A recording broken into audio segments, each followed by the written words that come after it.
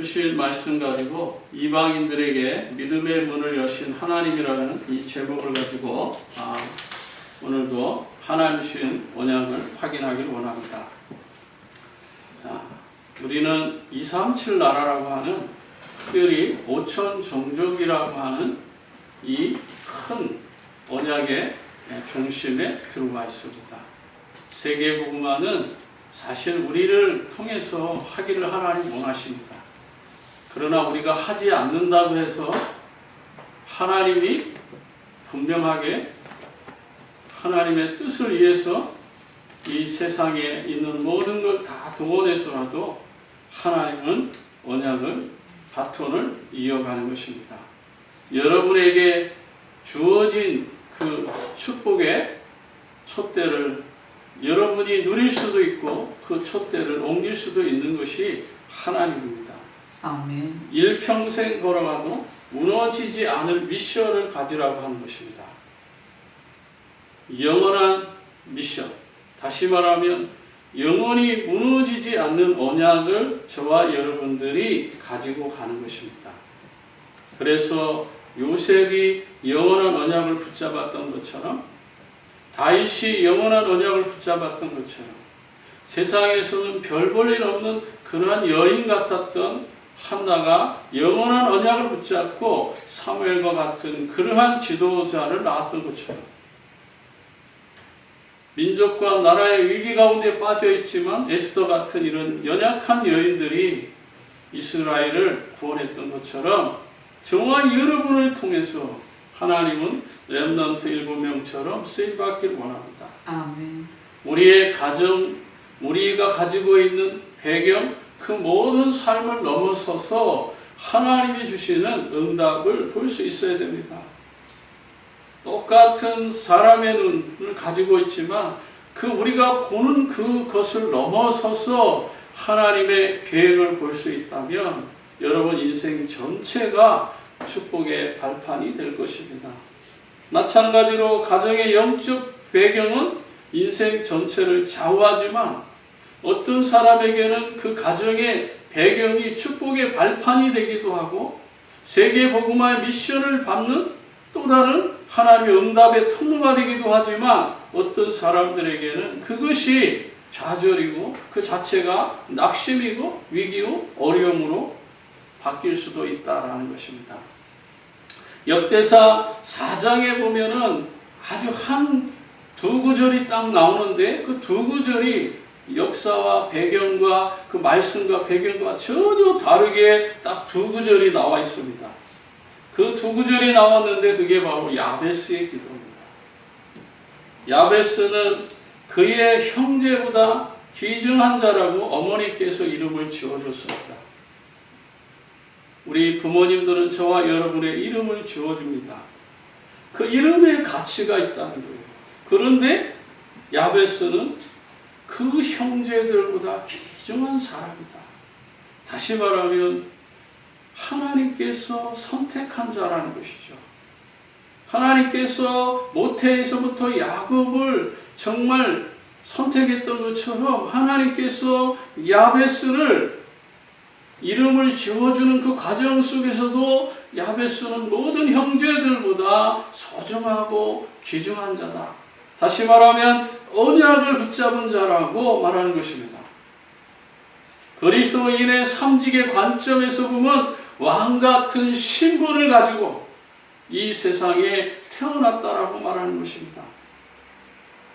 또 야베스는 원하는 복을 달라고 기도하는데 그 복이 뭐냐면 나의 지경을 넓혀 달라고 하는 것입니다. 내가 살고 있는 이 환경보다 더 좋은 환경, 더 넓은 지역으로 확산되어 가기를 원했던 것입니다. 여러분, 지금에 있는 그 가난한 환경, 병든 환경, 어려운 환경, 어쩌면 눌리는 환경, 많은 문제와 사건과 어려움 속에 갈등하는 환경이랄지라도 영적인 눈을 가지고 바라본다면 우리는 그 지경을 점점 더 넓혀갈 수 있도록 하나님께서 인도해 주시는 것입니다. 우리가 무엇을 가지고 이 지경을 넓힐 것인가? 우리는 언약의 사람입니다. 하나님이 선택한 소중한 사람입니다. 우리 주님께서는 자신의 생명을 다하고 물과 피를 다 쏟으시고 자기의 몸을 내어주시고서 저와 여러분들을 구원하셨습니다. 저와 여러분들을 통해서 하나님은 세계 전복의 지경을 넓혀가길 원합니다.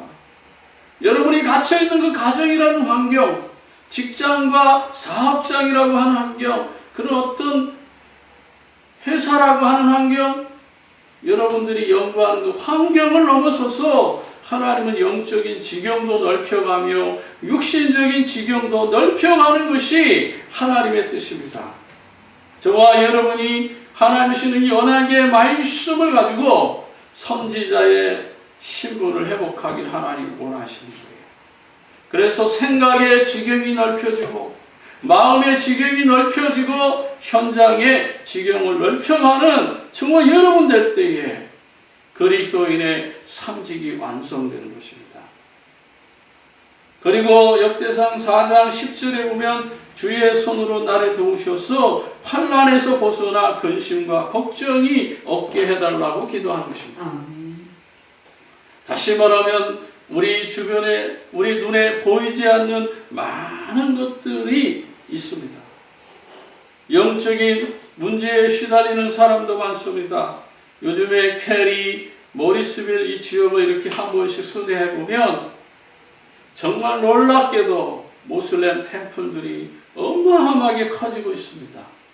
특별히 캐리에 있는 모슬렘의 신두교의 템플은요, 한 에리아를 거의 다 사들여 가지고 정말 감당할 수 없을 만큼 주차장을 넓히고 또 그 템플 스테이를 만들어서 그 지역을 딱 장악하고 있습니다.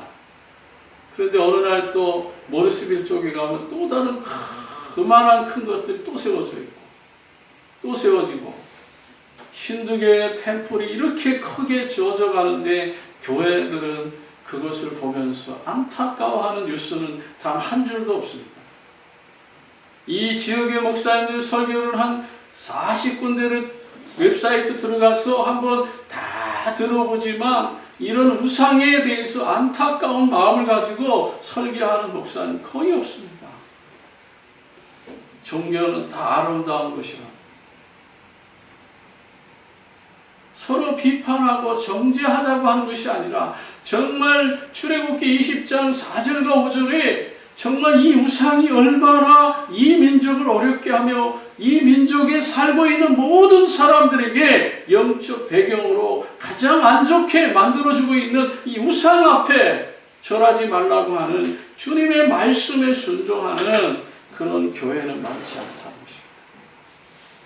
저와 여러분이 그리스도의 삼직을 깨달았다면 저와 여러분들이 그리스도인으로서 삼직을 완성해 가는 것이 하나님의 소원인 거예요. 아멘. 그래서 우리가 복음을 가지고 정말 왕같은 제사장으로서 세상에 나가서 죄와 저주 가운데 빠져있는 저들을 구원하기 위해서 복음을 전하는 거잖아요. 길을 잃고 방황하고 행복이 없어서 고통 가운데 빠져있는 저들을 선지자의 관점으로 선지자의 이 신분을 가지고 나가서 예수가 그리스도라는 이 복음을 전해서 저들을 하나님의 자녀로 품게 하는 것입니다. 많은 사람들이 우상에 빠져 있습니다. 그 템플이 문제가 아니라고 하잖아요. 그것이 아무리 커진다 하더라도 아무 문제 될 건 없습니다. 중요한 것은 그것을 붙잡고 있는 허감의 세력, 이 사탄의 세력과 영적 싸움할 수 있는 한 사람을 하나님의 시대에 찾고 있는 것입니다. 그것이 바로 왕 같은 신분이고 선지자 같은 신분이고 제사장 같은 신분으로서 저와 여러분들이 사명을 감당하는 거예요. 사탄의 세력을 알지 못하면, 마귀의 세력을 알지 못하면, 귀신의 장난을 알지 못하면 저렇게 많은 우상들이 우후죽순으로 자라도 교회에는 그것에 대한 감각이 없는 거예요. 우리 안디옥 교회만이라도 저와 여러분이 이유 있는 미션을 가지고 이유 있는 기도를 하고 정말 이유 있는 언약이 되고 여러분이 하는 것이 이유 있는 직업이 되고 사업이 되고 공부가 되어야 되는 것이죠. 그렇다면 하나님께서 분명히 그리스도인의 삶직을 완성할 수 있도록 성령 충만과 오력을 허락하신다는 것입니다. 그렇다면 우리가 어떻게 이 일을 감당할 수 있을까요? 첫 번째로 예수 그리스도 말씀을 회복한 전도자의 삶이 회복되어야 됩니다. 초대 안디옥 교회의 특징은 복음이 분명한 일꾼과 제자와 전도자로 세워졌다는 것을 우리는 지금까지 충분히 보았습니다. 사도행전 11장 19절에서부터 30절까지의 이 안디옥 교회 구성 멤버들을 보면 복음의 생명 건 사람들이 모여서 교회를 세운 거잖아요. 아멘. 예수가 그리스도라는 정확한 복음을 가진 사람들이 모여서 소수지만은 다수를 향하여서 도전했던 거예요. 이들은 예수 그리스도의 십자가의 죽음을 압니다. 갈보리 산의 그 언약의 비밀을 아는 것이죠. 그분이 죽음으로 끝난 것이 아니라 3일 만에 부활하셔서 지금도 믿는 자들 속에 성령으로 역사한다고 하는 오순절 마가의 다락방의 성령 충만의 역사를 체험하고 알고 있는 사람들이에요. 아멘. 그렇기 때문에 스데반의 일로 그들이 어려움을 당하고 핍박을 당할지라도 그들은 예수 그리스도를 부인하지 않았고 그 언약을 붙잡고 생명 걸고 안디옥 교회를 세워서 전도와 선교를 하기를 감당할 수 있었던 사람들이라는 것입니다. 그만큼 이들은 말씀의 중요성을 아는 사람들이에요. 그래서 14장 1절에도 보면 이런 말씀이 있잖아요. 이에 이고니온에서 두 사도가 함께 유대인의 회당에 들어가 말하니 유대와 헬라의 허다한 무리가 믿더라. 예수가 그리스도는 이 말씀을 믿었던 이 사람들, 이런 사람들에게 복음을 전했던 안디옥 교회 성도들의 중심과 마음과 그들의 결단을 알 수가 있는 것이죠. 또 14장 3절에 보면 이런 말씀이 있습니다. 두 사도가 오래 있어 주의를 힘입어 담대히 말하니 주께서 그들의 손으로 표적과 기사를 행하게 하여 주사 자기 은혜의 말씀을 증언하셨다. 다시 말하면 그들은 입술로 지식으로 전하는 것이 아니라 예수 그리스도를 실제로 체험하고 난 그 말씀 증인으로서 증언했다 이 말이에요. 아멘. 다시 말하면 내가 있는 것을 가지고 내가 체험한 그 그리스도를 가지고 복음을 전했다라고 하는 말이죠. 우리는 말로 복음 전할 때 많잖아요. 현장에 메시지가 없을 때가 너무 많다. 다시 말하면 현장에 체험이 없는 메시지. 나를 변화시키고 나를 갱신시키고 정말 그런 어려운 위기 가운데 주님 나와 함께 하셔서 임마누엘 되었던 그 언약의 메시지가 점점 시들어가고 있는 거예요. 주님. 저라고 어려움이 없겠습니까? 저라고 갈등이 없겠어요? 한 주간, 한 달 넘어가면서 문제가 없겠습니까? 그러나 그런 환경 가운데서도 주님 나와 함께 하셔서 오늘도 이 자리에 서서 예수 그리스도 복음을 전할 수 있다는 거, 이게 하나님의 은혜 아니겠어요? 이 교회가 이어져가는 이 한순간 한순간 언약의 줄이 끊어지지 않고 한 주간 예배가 멈추지 않고 복음 전하는 이 사명이 멈추지 않고 지속될 수 있었던 것, 또 지속하고 있는 것, 우리 모두의 중심이 여기 담겨질 때 초대 안디옥 교회의 성령의 역사가 폭발적으로 역사의 현장의 증인이 되었던 것처럼 정말 여러분들이 한 사람 한 사람 언약으로, 기도로, 전도자의 삶으로 뭉쳐질 때에 초대 안디옥 교회와 같은 이런 응답들이 새롭게 시작됩니다. 아멘. 은혜의 말씀. 여러분 전할 수 있는 은혜의 말씀 있어요?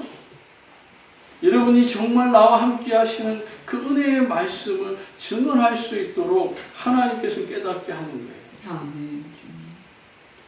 체험되어져야 돼요. 체험이 없는 말씀은 아무것도 아닌 거예요. 나띵인 거예요. 그저 세상에 나가서 도덕 선생의 수준의 이야기를 말하는 거예요. 그래서 예수님이 말씀하는 거예요. 사람들이 나를 어떻게 생각하고 믿냐니까. 사람들이 예수님을 믿으면서 예배를 드리면서 정말 그리스도의 상징을 가지고도 율법으로 나오고 종교로 나오고 신비주의, 은사주의로 나오고 뭔가 우리가 최고라고 하는 전통으로 나올 수 있다는 거예요. 그러나 진짜 중요한 건 뭐죠? 예수가 그리스도라는 구원의 믿음 속에서 우리가 출발하는 거예요. 그게 바로 은혜의 말씀을 증언하는 거예요. 자, 그 다음 볼까요? 9절과 10절에 이 복음 전하면 확실하게 답을 주십니다. 뭐라고 말하죠? 예? 9절에 보니까 바울이 말하는 것을 듣고는 바울이 주목하여 구원받을 만한 믿음이 그에게 있는 것을 보고 바울이 봤을 때 저 사람이 정말 구원을 받을 만한 믿음이 있구나, 이걸 본 거예요. 어느 목사님이 그러더라고요.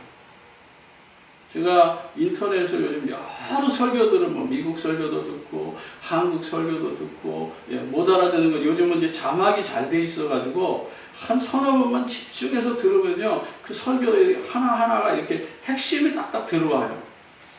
그런데 어느 목사님이 그 말씀을 하더라고요. 자기가 기도해 주는데 병나는 사람들이 100% 그분의 입장이에요. 그 한 분의 입장이지만 100% 뭐라고 말하냐면 불신자들이 기도해달라고 해서 기도해주면 절대로 병이 안 난다. 그런데 놀라운 것은 믿는 사람들이, 은혜를 깨달은 사람들이 병 낫기를 위해서 기도해달라고 하는 그 사람들은 100% 난다는 거예요. 아멘. 거기서 한 가지를 깨달았다는 거예요. 목사의 능력도 중요하고 목사의 기도의 내용도 중요하고 목사가 얼마나 중요한지도 중요하지만 더 중요한 것은 병을 낫고자 하는 그 사람의 마음과 생각 상태가 더 중요하다는 거예요. 아멘. 그래서 예수님이 말씀한 거예요. 네? 혈류증 앓던 여인들. 그 사람들은 뭐죠? 자기의 믿음이 있었기 때문에 예수님의 능력이 내게서 나갔다고 말하는 거잖아요. 예수님의 능력만이 아니고 그 사모하는 그 사람, 말씀을 사모하고 병 낫기를 사모하는 그 사람들은 병이 낫더라는 거예요. 목사님의 능력과 관계없이 기도만 해줘도. 그러니까 오늘 우리에게 적용해보면 이 복음의 말씀이 전도자를 통해서 수도 없이 쏟아지고 있지만 우리의 영적 상태, 우리의 마음의 상태가 굉장히 중요하다는 거예요. 주님. 그 목사님의 상태보다 더 중요한 것은 우리가 지금 말씀을 받고 있고 정말 이것을 치유받고 싶고 정말 문제를 해결받고 싶은 그 사람, 개개인의 영적 상태가 중요한 거예요. 아멘. 여기 그거 말하는 거예요. 구원을 받을 만한 믿음, 그 사람의 정말 믿음의 영적 상태가 보인다라는 거예요. 아멘. 그랬을 때에 바울이 뭐라고 말하죠? 10절에 큰 소리로 이르되 내 발로 일어서라 하니 그 사람 일어나 걷는지라. 아멘. 아멘. 바울의 믿음도 중요하지만 병을 낫고자 하는, 문제를 해결받고자 하는 그 사람의 믿음의 상태가 더 중요하다. 그게 보인다. 이게 무슨 말인지 이제 목회를 해보면 알아요. 이 사람이 정말 축복을 받을 사람이구나. 이 사람이 정말 이 축복에서 벗어난 사람이구나. 말씀을 사모하는 거 보면 알아요. 여러분의 삶에 이런 믿음이 회복돼야 돼요. 두 번째는요, 예수 그리스도 복음을 방해하는 자가 있어요. 정말 복음을 전하면 이 복음의 방향에 맞춰서 함께 가는 사람도 있는 반면에 14장 2절 보세요. 사람들은 지금 말씀을 믿지만은요, 허다한 무리가 지금 믿고 있잖아요. 그런데 2절 보세요. 그러나 순종하지 아니하는 유대인들이 이방인들의 마음을 선동하여 형제들에게 악감을 품게 하는, 이게 사람이 하는 짓 아니잖아요. 그렇죠? 우리가 지금 지난 20여 년 동안 이 복음 전해보면 정말 예수 그리스도 복음을 전할 때 누가 우리를 어렵게 하고 누가 우리를 힘들게 하고, 저 불신자들이 아니에요. 저 종교인들이 아니라니까요. 실제로 뭐죠? 교회 다니는 사람. 주님. 정말 제자로 막 몇 년씩 잘 키워놨는데 이웃교회 어느 목사가 뭐 어느 누구가 다 건드려가지고 어느 날부터 아예 고개를 싹 돌리게 만들든지 떠나게 만들다든지, 뭐 교회까지도 안 왔어. 그냥 한국에서 온 또 타 나라에서 온 이런 학생들을 정말 잘 키워놨는데 어느 날 보면 이들이 나타나지 않아요. 다 이거 누가 한 짓이죠? 이렇게 선동하는 사람들이 항상 있었어요. 그러나 단 한 번도 그들을 원망하거나 불평해 본 적 없어요. 왜? 하나님의 주권. 잠시 괴롭긴 했겠죠. 그러나 진짜 지도자라면 빨리 깨달아야 돼요. 하나님 나를 또 훈련하시는구나. 하나님 나에게 연약한 체질들, 부족한 체질들을 깨닫게 하시는구나. 빨리 우리가 회개하면 되는 거예요. 진짜 제자가 아니기 때문에 흩어져 나가는 거예요. 아멘. 정말 정말 제자라면 우리가 그렇게 힘쓰고 애써서 되는 것이 아니다 이 말이에요. 하나님께서 정말 붙이신 제자가 맞다면 어떤 환난도 주의 종과 관심 없이, 예수님과 관계없이 저 안디옥 교회 진짜 제자들은 예수님의 관심과 전혀 상관없잖아요. 바울과 바나바의 관심과 전혀 상관없이 그들의 현장에서 하나님의 복음을 전하면서 전도자의 삶을 사는 거예요. 그게 진짜 제자인 거예요. 아멘. 목사가 좀 관심을 가지면 열심히 하고, 목사가 관심이 없으면 안 하고, 그게 무슨 제자겠어요? 유 목사님이 뭐 이렇게 좀 인정해주면 잘하고, 유 목사님 인정 안 해주면 현장에서 선교지에서 내 마음대로 하는 게 그게 무슨 제자겠어요? 진짜 제자는 주님의 뜻이라면 순종합니다. 아멘. 현장의 증인이기 때문에. 그래서 저와 여러분들이 속으면 안 되는 거예요. 이렇게 방해자들이 있어요. 심지어 거기 보세요. 형제들에게 악한 감정을, 이 악감, 굉장한 거잖아요. 그렇게 복음 전하는 것을 막고자 하는 거예요. 그 다음에 또 보세요. 14장 4절과 5절에 그 시내에 무리가 나뉘어 유대인을 따르는 자도 있고 두 사도를 따르는 자도 있는지라. 이방인과 유대인과 그 관리들이 두 사도를 모욕하고 돌려 치려고 달려든다. 이 복음 전하는 게 뭐가 그렇게 대단한 거라고요? 사람을 돌로 쳐서 죽이려고 하는 거예요. 진짜 쳤어요. 죽은 줄 알고요. 성 밖에 갖다 버렸다니까. 이런 정도로 예수 그리스도 복음을 전하면 이렇게 악하고 이렇게 독한 사람들이 있을 수 있다는 거예요. 근데 그때 속지 마면, 그걸 넘어서면 하나님이 분명히 더 큰 것을 주신다라는 사실을 기억하시기 바랍니다. 이제 이것을 알고 때로는 그런 어려움에서 도망을 갑니다. 6절 7절에 그리고 루가리오와 두 성의 누스드라 더베와 그 근방으로 와서 거기서도 복음을 전하는 거예요. 그 어려움 때문에 피해갔는데 하나님은 진짜 치유받을 사람이 준비되어 있는 거예요. 발을 못 쓰고 걷지를 못하고 이런 사람인데 이 사람이 정말 예수 그리스도를 믿고자 이미 준비된 사람이에요. 구원받을 만한 믿음이 있어요. 이거는 바울과 바나바가 어떤 영향력을 준 적도 없잖아요. 그런데 이미 현장에 구원받을 만한 믿음을 가진 사람이 준비되어 있는 거예요. 그게 보이는 거예요. 아멘. 그러니까 예수 그리스도 이름으로 일어나라는 거예요. 그랬을 때에 이 사람이 치유되는 거죠. 여러분의 가정에, 여러분의 직장, 여러분의 사업장에, 여러분의 삶의 현장에 진짜 여러분들이 믿음이 있다면 하나님께서는 그 믿음의 중심을 아시고 전도자를 보내든지 주의 종을 보내든지 전 누구를 보내서라도 그 문제를 합력하여 선을 이룬다 이 말이에요. 그런데 중요한 것은 뭐예요? 그 사람의 구원받을 만한 믿음, 치유받고자 하는 이 문제를 해결하고자 하는 그 믿음이 중요하다는 것을 여기서 말씀드립니다.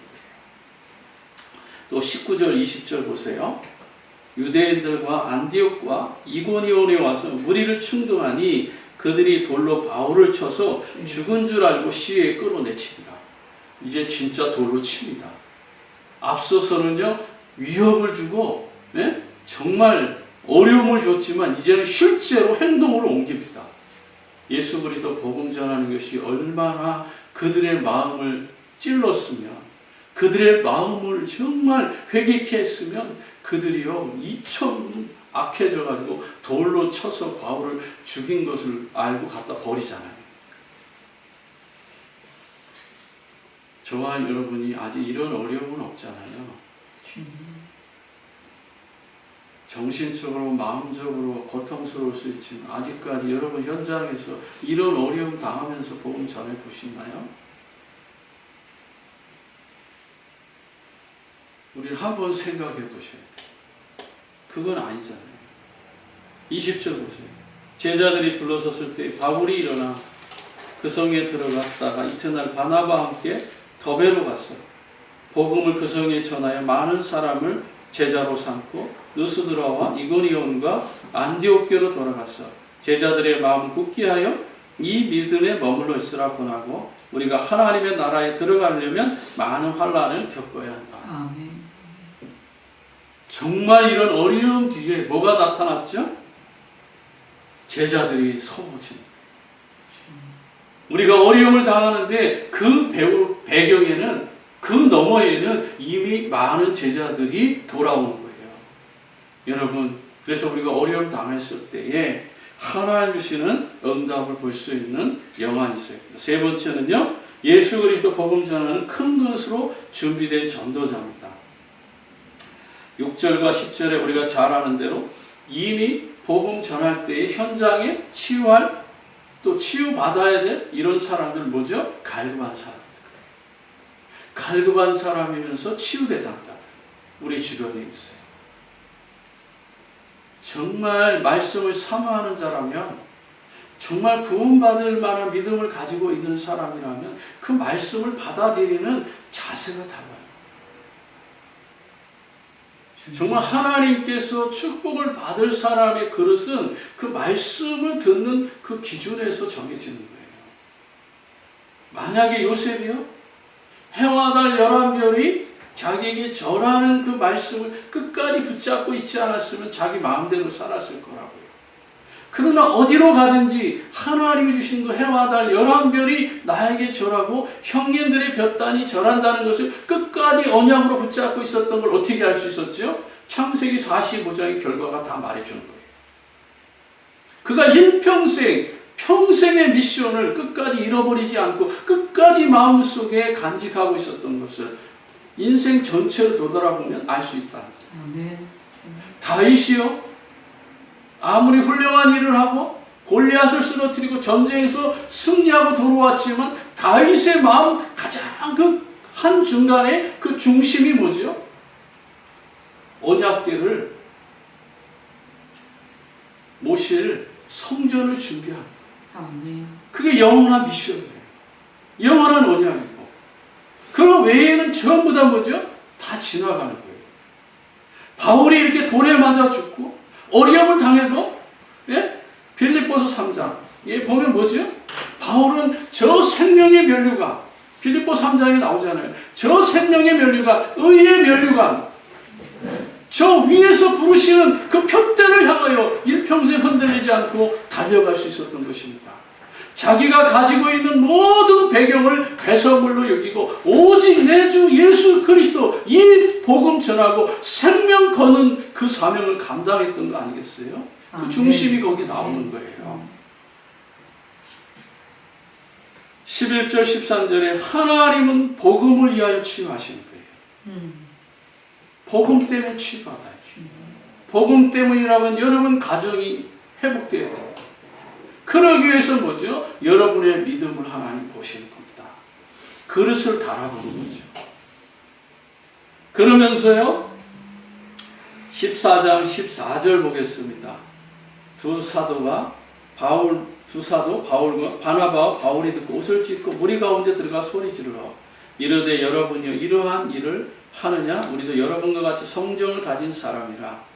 여러분에게 복음을 전하는 것은 헛된 일을 버리고 천지와 바다 그 가운데 만물을 주시고 살아계신 하나님께 돌아오게 함이라. 하나님이 지나간 세대의 모든 민족으로 자기 길들을 방유하셨으나 그러나 자기를 증언하지 아니하신 것이 아니라 곧 여러분에게 하늘로부터 비를 내리시며 결실을 주시는 선한 일을 하고 음식과 기쁨으로 여러분을 만족하게 하셨느니라. 이렇게 말하여 겨우 무리를 말려 자기들에게 제사를 못하게 하셨다. 병을 낫게 하니까 이제 신이라 생각하고 그를 진짜 신처럼 생각하고, 예? 쉽게 표현하면 뭐예요? 제사를 드리는 것은 뭐예요? 예배를 드린다는 거예요. 신으로 모시겠다는 거예요. 말이 안 되잖아요. 그러니까 바울과 바나바가 그럴 수 없다고 옷을 벗고 이래서는 안 된다. 우리는 사람이다. 우리는 신이 아니다. 그 사람을 치유한 것은 우리가 아니라 바로 예수 그리스도께서 하신 것이다라는 것을 말씀드리는 거예요. 여러분, 저와 여러분의 삶에 이러한 놀라운 큰 그릇이 여러분 되길 바랍니다. 우리가 그릇이 너무 작아요. 자꾸 작다 보면 자꾸 좁게 생각하고, 예? 점점 사람이, 이상해 보이는 거예요. 마음을 넓히고 생각을 넓혀서 정말 많은 사람들을 복음 안에 살 수 있도록 저와 여러분들이 그릇이 준비되기를 소망합니다. 그래서 복음 전하면서 우리가 교만할 수 있어요. 겸손해지는 그러한 믿음의 삶이 여러분들의 삶 속에 드러나길 바랍니다. 이제 말씀을 정리합니다. 하나님 주신 신분, 다시 말하면 저와 여러분들은 그리스도인의 기름 부음 받은 자의 삼직을 가지고 있어요. 오늘 여기 본문의 말씀은 없지만 베드로전서 2장 9절과 10절에 우리는 다 왕같은 제사장이요 거룩한 나라의 소유된 백성이에요. 이 빛을 많은 사람들에게 전달하는 파수꾼입니다. 아멘. 이 사명을 우리가 감당해야 돼요. 오늘 말씀 중심에는 걷지 못하고 발을 못 쓰는 사람이 치유받게 되는데 그 사람은 자기 자신이 구원받을 만한 믿음을 가지고 있었어요. 다시 말하면 치유받고자 하는 그 믿음이 있었다는 거예요. 아무리 목사가 설교를 잘하고 또 아무리 목사가 설교를 못해도 못나 보여도 그 사람이 어떤 믿음을 가지고 있느냐에 따라서 그 목사나 선교사나 전도자에 상관없이 하나님께서 치유하는 것이 진짜 치유예요. 아멘. 여러분들이 그 기준이 되지 아니하면 어디를 가든지 사람 때문에 무너지고 문제와 어려움 때문에 무너지고 여러분들이 큰 위기와 어려움 당했을 때에 좌절하고 낙심하는 겁니다. 그러나 여러분 스스로 정말 예수가 그리스도라는 확실한 언약, 갈보리 산의 언약이 있고 예수님께서 이 모든 문제를 해결하시고 부활하셔서 지금도 믿는 자들 속에 성령으로 역사한다고 하는 확실한 믿음이 있고 초대교회 성도들처럼 주 예수 그리스도에 어서 오십시오. 마라나타, 주님 언제 오시렵니까? 라고 하는 그 확실한 재림주의 신앙을 갖고 있는 사람이라면 어떤 것도 흔들리지 않는 거예요. 아멘. 예수가 그리스도다. 다 이루었다. 모든 문제 해결자 되신 그 그리스도를 믿고 있는 사람이라면 어떤 환경도 뛰어넘을 수 있다. 그 말씀입니다. 그렇다면 오늘 바울과 바나바도 중요하지만 치유받을 사람의 마음이 얼마나 중요한지 알게 되는 거예요. 오늘 서론에서 말했던 야베스의 기도를 다시 한번 생각해 보아요. 야베스의 어머니도 중요하지만 더 중요한 건 누가 중요하다고요? 야베스가 더 중요하다.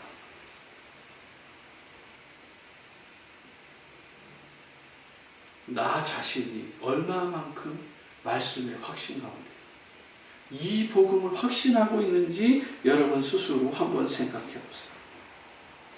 9절입니다. 다시 반복해서 말하지만 누구든지 귀중한 사람이다. 그 사람 비록 몸이 아프고 그 사람이 지금 핸디캡이 있다 할지라도 하나님 눈에서 볼 때는 다 소중하고 귀중한 사람이다. 먼저 이런 생각과 마음이 열려 있어야 됩니다. 우리는 좀 핸디캡이 있다면 자꾸 무시하려고 하거나 조금 저 사람이 배경이 안 좋으면 자꾸 밀어내려고 한다고 하거나 이런 모습이 우리에게서는 점점 사라져요. 먼저 사람을 생각하고 먼저 그 사람이 구원받을 사람이라는 것을 생각하고 마음이 열려 있어야 된다. 또 저와 여러분들은 누구든지 환난에서 벗어날 수 있는 자가 되어야 됩니다. 환난 가운데 붙잡히지 말고 환난의 노예가 되지 말고 그것을 뛰어넘어서서 하나님의 나라를 바라볼 수 있는, 그래서 어떤 환난이 내게 온다 할지라도 그것을 뛰어넘을 수 있는, 그래서 22절에 보면 이런 말이 있잖아요. 제자들의 마음을 굳게 하여 이 믿음에 머물러 있으라 권하고, 또 우리가 하나님의 나라에 들어가려면 많은 환난을 겪어야 할 것이라. 지금 어려움이 있습니까? 여러분 환경 속에 또 다른 어떤 문제가 있습니까? 그건 당연한 것이다 이 말이에요. 우리가 이 세상을 살아가려면 광야 40년 길 걸어가는 그 상황 속에 어려움도 있지만은 저 가나안 땅에 젖과 꿀이 흐르는 가나안 땅에 들어가서도 더 큰 어려움이 있다는 사실은 분명한 거잖아요. 그러니까 이 세상에서 우리가 어려움을 당하는 것은 당연한 것이다 이 말이에요.